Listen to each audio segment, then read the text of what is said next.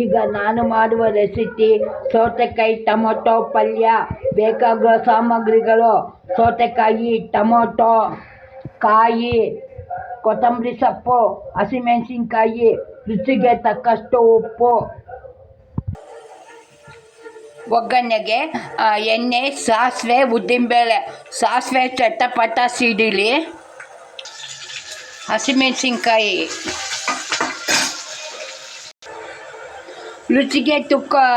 ರುಚಿಗೆ ತಕ್ಕಷ್ಟು ಉಪ್ಪು ಹಾಕಿ ಸ್ವಲ್ಪ ನೀರು ಹಾಕಿ ಬೇಯಿಸಿ. ಇದು ದೋಸೆಗೆ, ಚಪಾತಿಗೆ ತುಂಬ ಚೆನ್ನಾಗಿರುತ್ತದೆ. ಸೌತೆಕಾಯಿ ಆರೋಗ್ಯಕ್ಕೂ ಒಳ್ಳೆಯದು. ಒಂದು 5 ನಿಮಿಷ ಬೇಯಲಿ. ಇದು ನೀರು ಹಾಕಬೇಕು. ಸ್ವಲ್ಪ ಆದಮೇಲೆ ಕಾಯಿ ಹಾಕಿ ಬಿಡಬೇಕು ಒಂದು 5 ನಿಮಿಷ. ಸೌತೆಕಾಯಿ ಟೊಮೊಟೊ ಪಲ್ಯ ರೆಡಿ. BR ರೇಖಾ ಚಾನಲ್ಗೆ ಶೇರ್ ಮಾಡಿರಿ, ಸಬ್ಸ್ಕ್ರೈಬ್ ಮಾಡಿರಿ, ಲೈಕ್ ಮಾಡಿರಿ. ನಾಳೆ ಒಂದು ಹೊಸ ವೀಡಿಯೋಗೆ ಬರ್ತೀನಿ. Thank you, bye.